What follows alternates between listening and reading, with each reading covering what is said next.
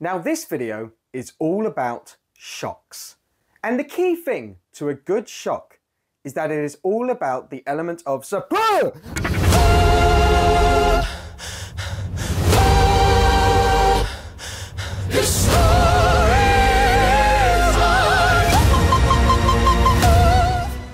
Hello everyone and welcome back to another video on the ESC Harry channel. I hope you're all doing very well indeed. Today, I will be going through 5 shocking moments that could happen in Eurovision 2025.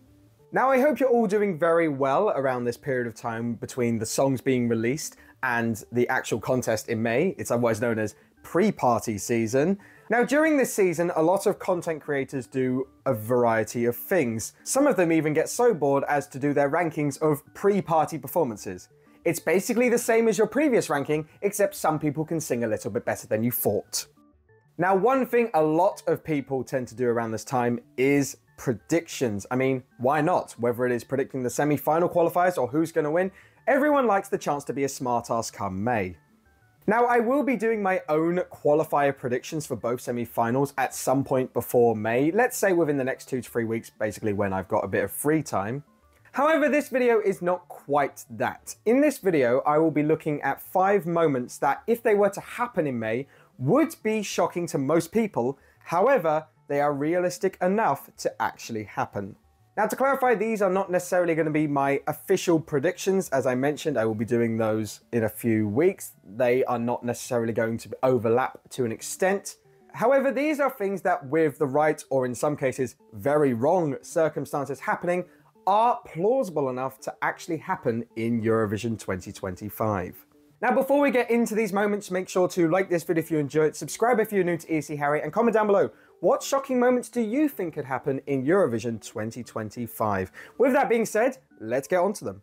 Number 1, all the Nordics qualify for the final.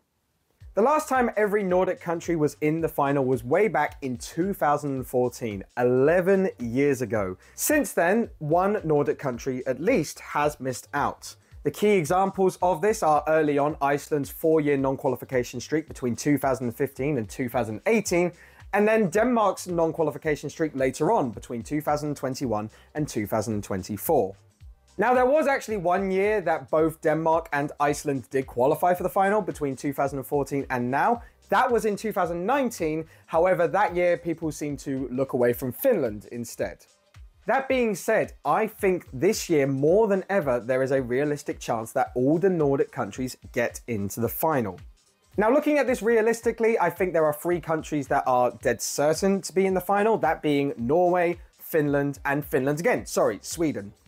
That leaves 2 question marks as to people that will qualify, those being Denmark and Iceland, both of which are currently outside the odds to qualify for the final. However, I think both of them have enough merit to make it in.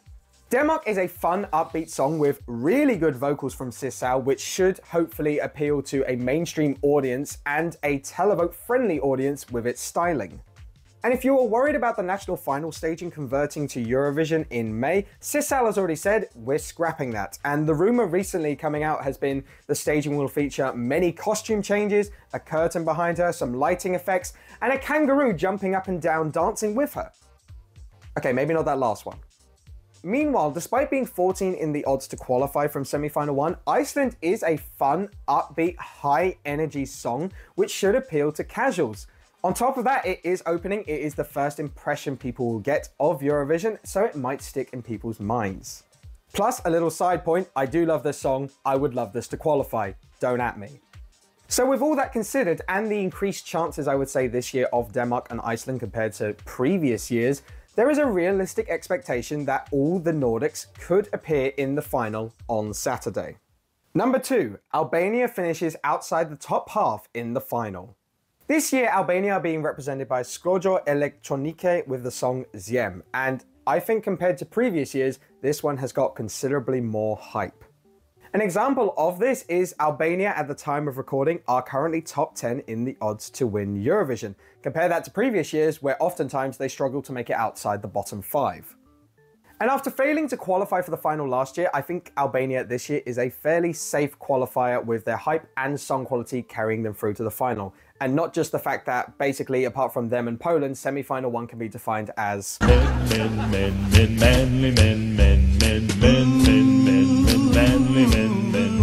But people aren't just saying that they could qualify, people are saying that they could do a lot better, going as far as to say this could be Albania's best result in the contest, which currently stands at 5th place back in 2012. However, while some Eurovision fans think this, I have a bit more hesitancy, and I would even go as far as to say that there is a realistic chance that Albania finish outside the top half in the final. Now, I've got a couple reasons for this, the main one being the televote jury dynamic. Now, this year in particular, it feels like there is a decent amount of jury bait and it feels like there is a decent amount of televote bait. Sadly, I would not necessarily classify Albania in either of these categories, despite thinking it could do decently well with both. That means that if there is a decent amount of televote songs ahead of it and a decent amount of jury songs ahead of it, it could eventually regress down to a mean where, because it's not scored particularly high in either, it falls down into the mid-table. And when you get down into the mid-table, you end up looking at whether you finish in the top half or not. Also, there is always a concern with this style of song that because it is so ethnic and Eastern European, whether it will appeal to the Western audiences. I actually showed all the songs from Eurovision 2025 this year to my family, and everyone didn't like Albania. Now, to clarify, my family does not represent the entirety of the UK, let alone Western Europe. However, I think there is a discussion to be made, will the casuals in Western Europe get this song? It's one that they absolutely could get, but it's not a dead certainty, and it's for these reasons why Albania's top half position is not a certainty. Number 3, Greece finishes inside the top 5. From one Baltic nation to another, I almost said top 3 with this. I was very close, but in the end, I've retracted a little bit to top 5. Greece this year are being represented by Klavdia with the song Astelo Marta. A popular song within the fandom, I would say itself. However, it is currently only 18th in the odds to win Eurovision. Now, as many Eurovision fans will tell you, odds mean very little in many capacities, so take odds with a pinch of salt. However, not only do I think they are completely wrong in putting it so low in 18th, I think it'd do a lot better finishing inside the top 5, which will be their best result since winning the contest back in 2005. My main reason for thinking this, I think that Greece this year could be the Balkan song. What I mean by that is, there is going to be a certain song within the Balkans that hoovers up all the jury and televote support and then has a head start on all the others in getting a good result. Now, you could absolutely argue that this could be Albania this year. However, with my bold prediction from the previous one, I think I'm leaning more towards Greece. Not only do I think Klavdia's vocals are a little bit better than Skodjo Elektronike's, to clarify, I think those are really good, I just think Klavdia's are better.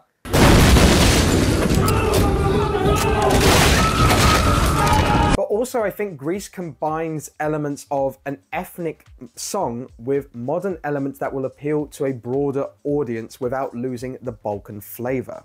So now all of a sudden, not only are you going to get all the points from Eastern Europe, well, what's left of Eastern Europe in Eurovision, I believe there is some left, but now you're also going to get points from Western European people looking for a slightly ethnic flavour, which Greece offers, while keeping it mainstream enough to give them a familiar structure. And as I've said before, I think there's a lot of just quality elements in general in terms of the song quality itself and Klavdia's amazing voice. I will say the key thing here to getting this into the top 5 will be the staging. They do have to improve on it from the national final performance. However, I believe that they can keep a similar theme to the national final performance and then just add a little bit more energy through LEDs, camera cuts, slight more movement from the backing dancers, and then all of a sudden, this performance will come to life. And when this performance comes to life, look at the jury score and look at a decent televote score, which might be enough to put Greece into the top 5. Number 4, France are the 4th best performing French language song. This year, whether it is due to the fact Switzerland are hosting or not, there are 6 songs that feature the French language in them. They are Australia, Israel, Luxembourg, Netherlands, Switzerland, and of course, France. I mean, it makes sense that France are singing in French. I think at this point, it is in their contract. Now, out of these 6, France are currently expected to do the best at Eurovision, currently being 3rd in the odds to win. However, while that absolutely could happen, and it's something I might be predicting later on, there is definitely a world where France is not the best performing French song, or even the 2nd best performing French song, or even the 3rd best performing French song. No, I've got it at 4, don't worry, it's not any lower than that. Looking at the 5 other songs in this pool, there are 3 songs that I think could genuinely finish ahead of France, those being Switzerland, Netherlands, and Israel. I do like Luxembourg and Australia, and they do have their own merits, but I'm sorry, I don't see them finishing ahead of France.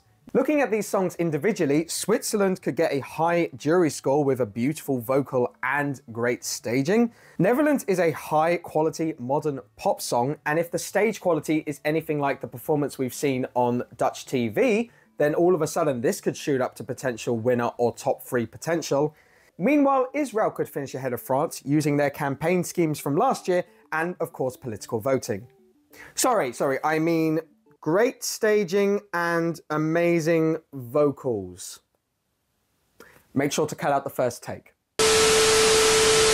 Now, me saying France could finish 4th out of this French song selection is not necessarily an insult. It is a compliment to the quality of most of these songs that are competing this year in Eurovision.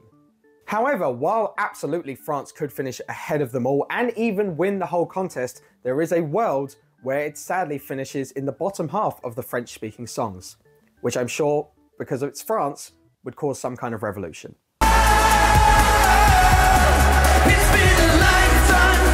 No, not him. Number 5, Malta failed to qualify for the final.